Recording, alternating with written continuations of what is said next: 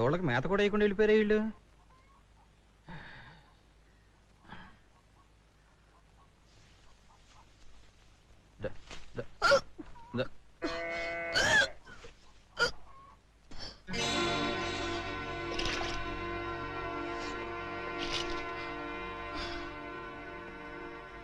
రతాలు ఏమైంది? అది అది ఆ పోతరాజు గడి పాపమేనా? అవునయ్యా, ఆ పోతరాజు కడుపులో బిడ్డకు తనకు సంబంధం లేదంటున్నాడు. ఆ ప్రెసిడెంట్ గారిని న్యాయం చెప్పమని కాళ్ళు అట్టుకుంటాను. నువ్వు చూడు, అల్లుడు గారు హాస్పిటల్ నుంచి రాగానే ఈ సంగతి తెలియడం ఆయన ఆరోగ్యానికి మంచిది కాదు. నీకు పుణ్యం ఉంటుంది, ఎవరికి చెప్పొద్దు. కడుపులో బిడ్డకు తండ్రి ఎవరంటే? ఓ పని చేస్తే తీసేస్తే అందరికీ మంచిది. మరి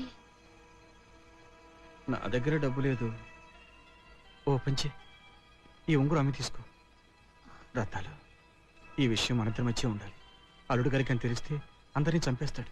నీకే లోటు రాకుండా అన్ని ఏర్పాట్లు నేను చూస్తాను. అమ్మతోడు.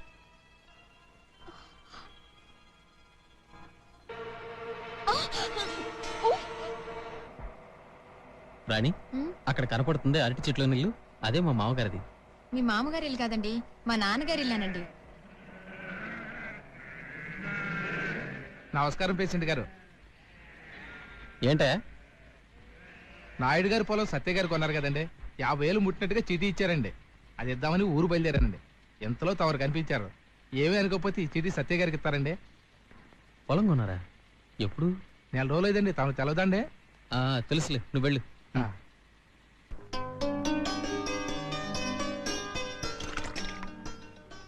నువ్వు వెళ్ళు. నమస్కారం సార్. నమస్కారం. మీరేమిటండి ఇలా వచ్చారు? మీతో చిన్న పని. అబ్బా, ఇప్పుడు కాదని చెప్తున్నాడు కదండి, వినిపించుకోరేంటి? అల్లుడు గారు, మీరు ముందు లోపలికి విశ్రాంతి తీసుకోండి. అదిగా సత్య గారు, ఆ డబ్బుతో మాకు చాలా అవసరం ఉంది. లేకపోతే ఇచ్చిన డబ్బుని ఎందుకు వెనక్కి అడుగుతాం, పైగా ఈ టైంలో? కాదండి, ఆ డబ్బు బాధ్యత నాది. అల్లుడు గారు, ముందు మీరు లోపలికి వెళ్ళండి, నేను వాళ్ళతో మాట్లాడతాను. వెళ్ళండి. పాపం వాళ్ళు ఎంతో అర్జెంట్ ఉంటే గానీ ఇచ్చిన అడ్వాన్స్ తిరిగి అడగరు కదా. వెళ్ళి 50,000 తీసుకురండి.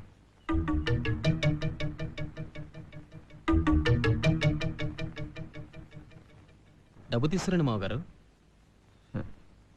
అది కాదు అల్లుడు గారు, ఆ డబ్బు నాతో చెప్పకుండా దేనికైనా వాడారా? మీకు చెప్పకుండా మీ డబ్బు ఎలా వాడతాను అల్లుడు గారు? మరి ఆ డబ్బు బీరువాలోనే ఉందిగా.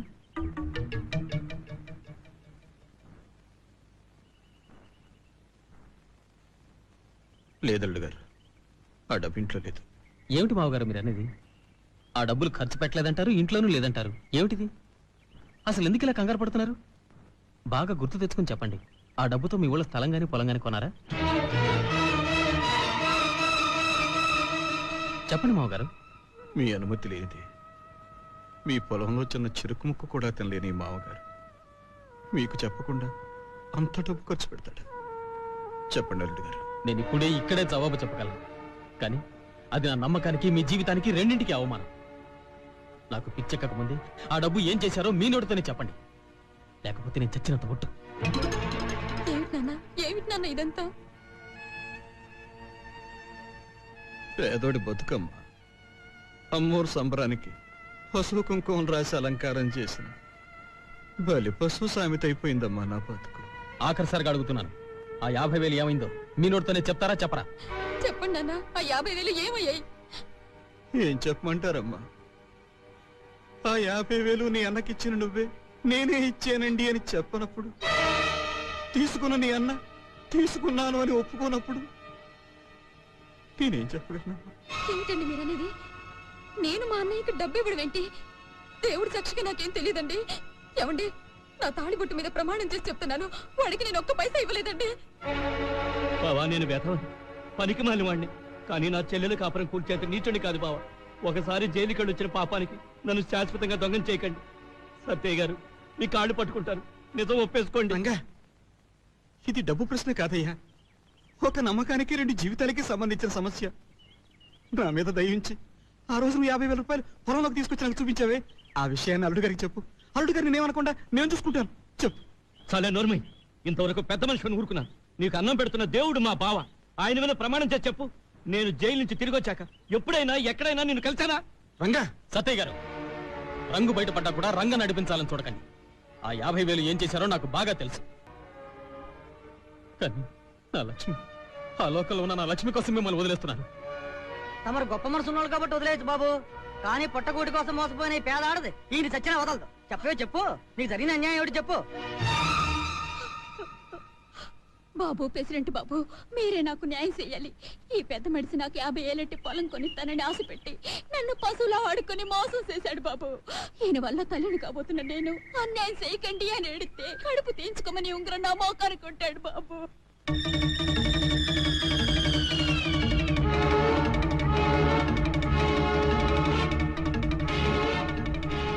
చూడండి బాబు,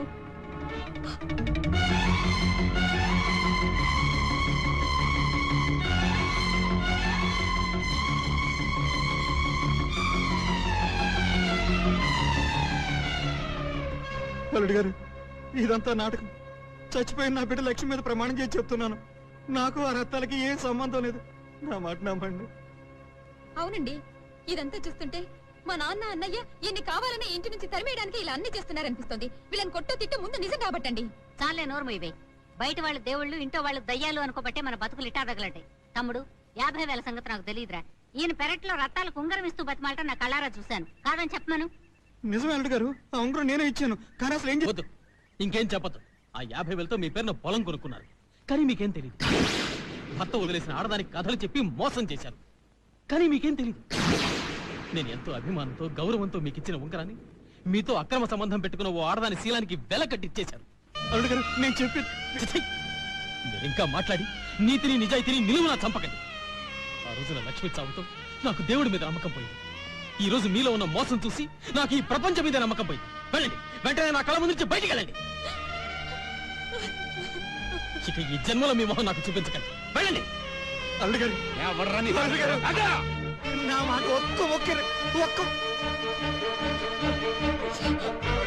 పోమడిగి.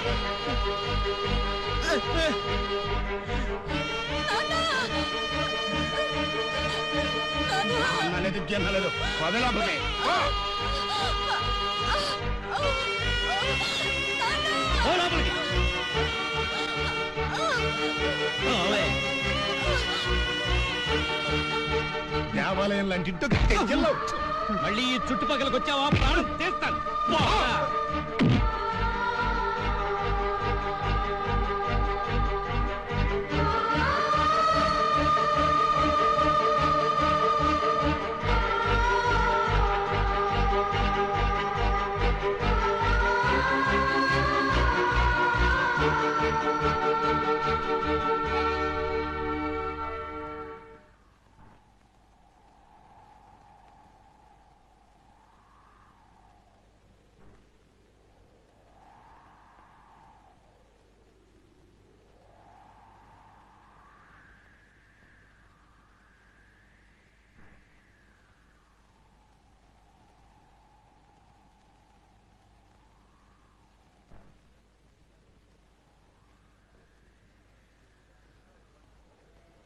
ఏంటి సత్య, ఇదేనా రావడం? అల్లుడు గారు బాగున్నారా? ఆసుపత్రి నుంచి వచ్చేసారనుకుంటా. ఏంటట్టాగున్నావు? ఒంటో బాగోలేదా?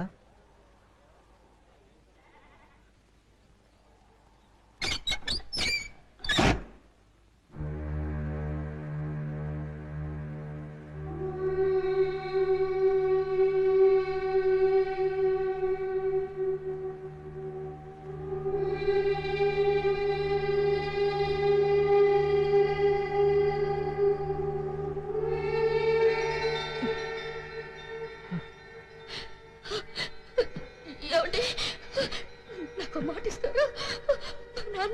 మా నాన్న పసిపిల్లాడండి. ఆయన్ని మీరే మీ బిడ్డలా చూసుకోవాలి. లక్ష్మి, లక్ష్మి, లక్ష్మి, లక్ష్మి, లక్ష్మి.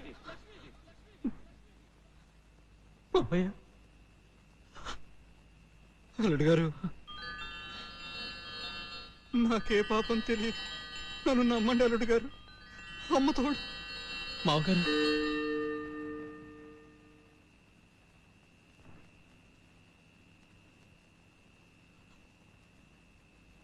చూసారా, మీ మావయ్య గారిని దోషి అనడానికి మీ మనసే ఒప్పుకోవడం లేదు.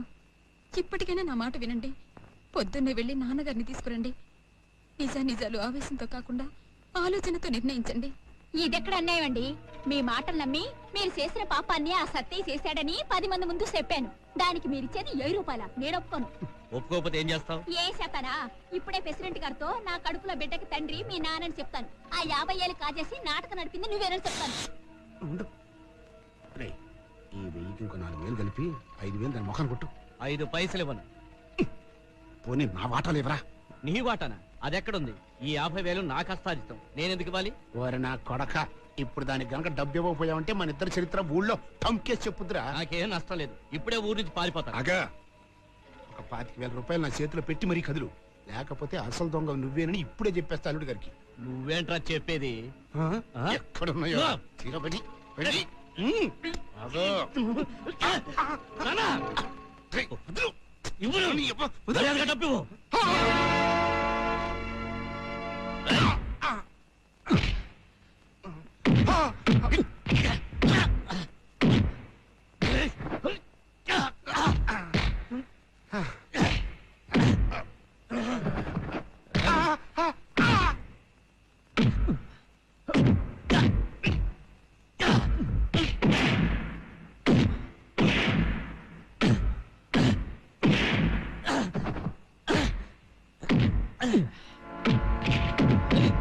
ఇంట్లో తిని ఇంటి వాసాలు లెక్క పెట్టిన ఎదవల్ని ఇక్కడెందుకురా కట్టేస్తావు?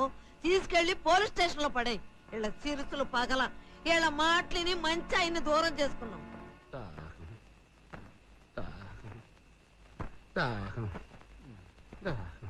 దాహం వేస్తుందన్నా. నీలాంటి నోట నీళ్లు పోసే కంటే ఎందుకులే, నోటితో చెప్తే బాగుండదు. నోరు మీద ముళ్ళ పంది. నువ్వేరా చేదాపా, నువ్వు దాపా. రేయ్, పంపలు కొల్చడం కంటే ఈ పని చేసుకుంటే చాలా బెటర్. అంబాను అంబాను ఇది కంటిన్యూ చేసుకోండి.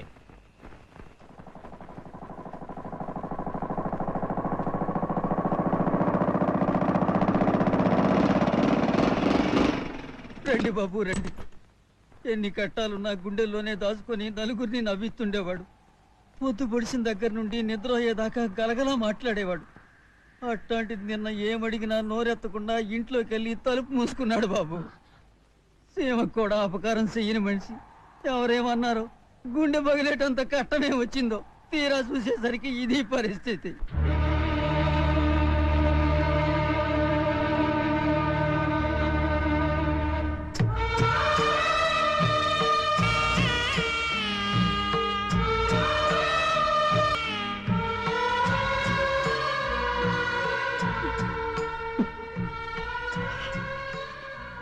చూడు బాబు, ఈ సత్య ప్రాణాలు పోయినా ఓర్చుకోగలడు గాని పరువు పోతే మాత్రం ఒప్పుకోలేడు.